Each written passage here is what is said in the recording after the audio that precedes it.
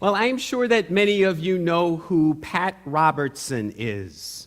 Pat Robertson is a Christian pastor and a televangelist whose TV show, The 700 Club, reaches millions of viewers all over the world each and every day. Well, this past Tuesday on his TV show, Reverend Robertson proclaimed that God is abandoning humanity. Yes. God is abandoning humanity, he said, and the reason, he said, is because of gay and transgender people, whom he called unclean and awful. Now, Reverend Robertson certainly isn't alone. There are many other evangelical pastors and televangelists who have claimed things like natural disasters and things like tragedies and illnesses, that they are caused because God is angry with us over things like homosexuality and abortion.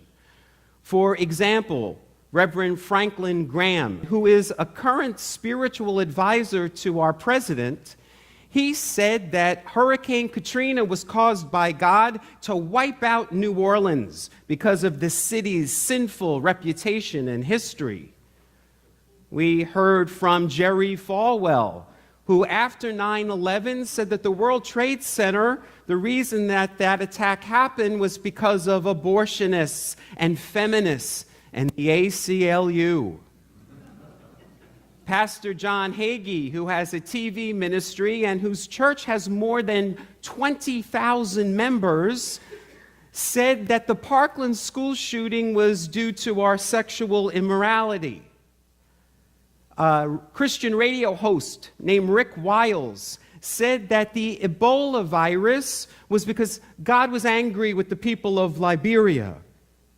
And Pat Robertson also said that the hurricane that happened in Haiti that killed more than 200,000 people was because the people of Haiti had made a pact with the devil. Now, these Christian pastors, they reach millions of people. They have great influence over Christians in America and around the world. And they keep saying this belief that God is angry with us, that our God is a God of wrath, and that things like disasters and tragedies and illnesses happen because God is upset with us. Now, my friends, this is nothing new. The religious leaders of Jesus' day, they said the same thing. They believed that, well, if you were poor or sick, if you had an illness or some tragedy befell your family, well, that was because you or your ancestors sinned, and God was punishing you. And that's where today's gospel message begins. The people are coming to Jesus as a religious leader to ask his opinion about a recent tragedy. The tragedy in Jerusalem was that a group of people, a group of Galileans, were slaughtered in the temple. That they were pilgrims who had come bringing their offerings and sacrifices to the temple, to God's holy place, their sacred place of worship, and they were slaughtered there. Not unlike what we saw in New Zealand at the shooting at the mosque just last week. So the people are coming to Jesus and they're asking, what did these Galileans do wrong? Why were they so brutally slaughtered? Did their ancestors sin? Did they sin? Did they break the law? Did they make God angry? And we see that Jesus says categorically, no, these people did nothing wrong.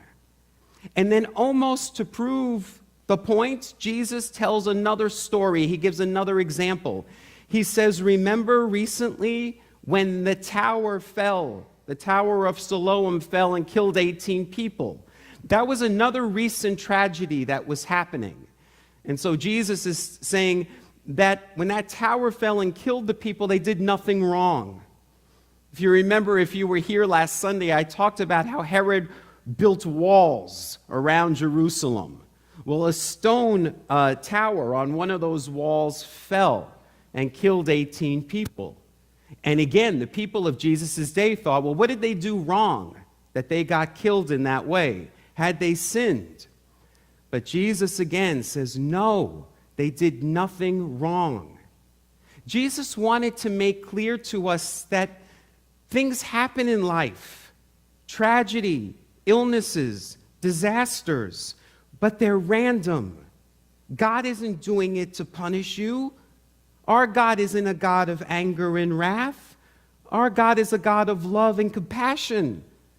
That's what Jesus was saying.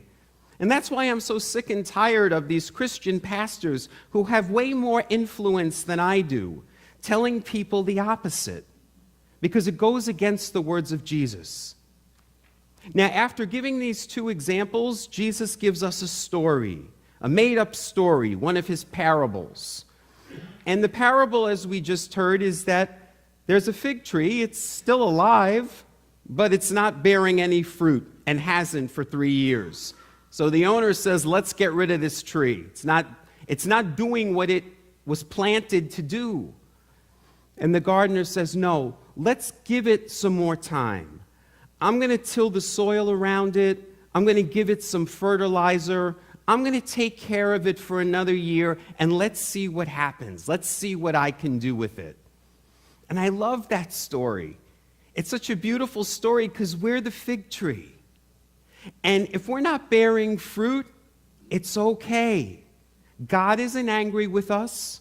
God isn't punishing us. The master gardener is giving us some more time, is patient with us, is giving us a second chance and a third chance and a fourth chance to bear fruit. Because the truth of your being, the reason you're here in this lifetime, in this incarnation, is because God has planted you here with a purpose. The 13th century Christian mystic, who was known as Meister Eckhart, he said, just as apple seeds planted in the ground become apple trees that bear apples, and just as pear seeds in the ground become pear trees that bear fruit, so God seeds that are planted become God trees that bear God fruit. That's you. You were implanted with God's seed. God's DNA is in you.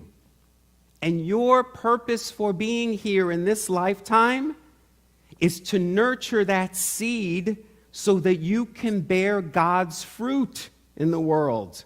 The fruits of the Spirit, love, kindness, patience, compassion, joy, abundance.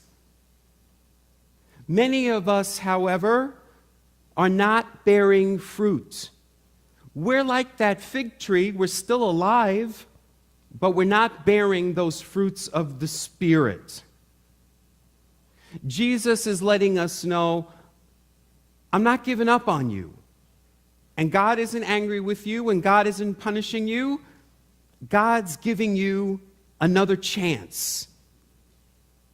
Now, Jesus, interestingly enough, in this gospel message says, repent or perish. And that sounds very much like those televangelists, doesn't it? It sounds like those hellfire and brimstone preachers. Repent or perish.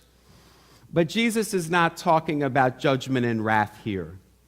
The word repent comes from the Greek word metanoia, which means to change your heart, to turn your mind around, to see things differently, to have a change of heart.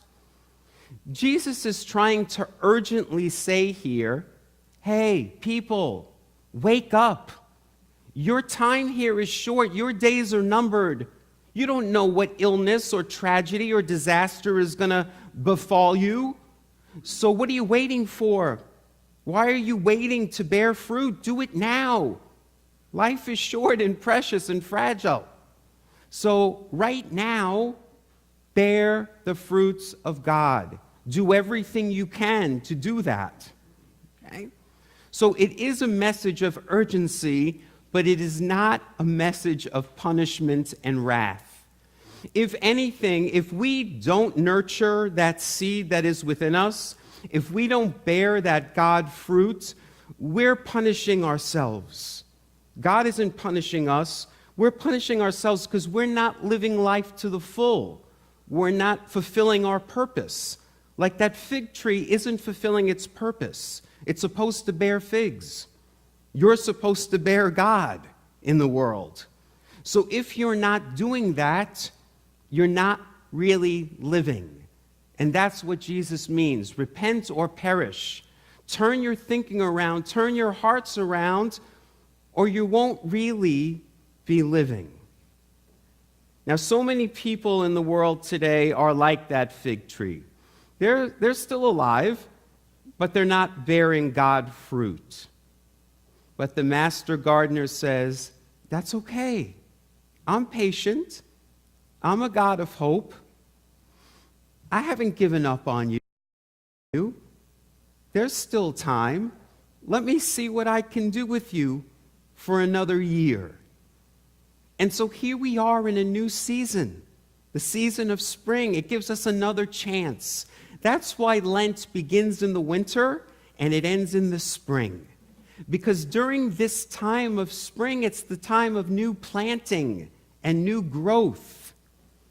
And so that's what we're supposed to be doing these 40 days of Lent, is we're supposed to be going into our inner garden. We're supposed to be tilling the soil of that inner garden. You know what that means? We're supposed to be breaking up the rocks. Those are the rocks of our hardened hearts. We're supposed to be pulling out the weeds of our negative thinking, of our fears, of our worries. We're supposed to be bathing in that living water, feeding on the nutrients that are being given to us, the nutrients of the Christ power and presence. And we're supposed to be exposing then the seed in the darkness to the living water and to the light so that it can grow. Now, so far during Lent, you may say, well, I haven't been very good this Lent. I haven't really spent time in the inner garden. I really haven't been praying and meditating and doing mindfulness practices. I haven't been doing any spiritual reading, and we're already at the third Sunday. Well, guess what? The master gardener is not angry with you, and the master gardener is actually saying, okay, it's all right. I'm giving you another chance. You know, we still have almost 4 more weeks until Easter. There's still plenty of time for you to go do that spring cleaning, to go within and prepare that soil. So that's what I'd like to invite you to consciously do each and every day for the remainder of Lent, is to find time each and every day to go into the darkness of the soil. Remember, the seed needs to be in the darkness and die to being a seed in order for it to experience new growth and new life. And so do you. So may you find time each day to enter into the darkness, to go into that inner garden, and to nurture that seed so that come Easter, you may experience new growth and new life. Namaste.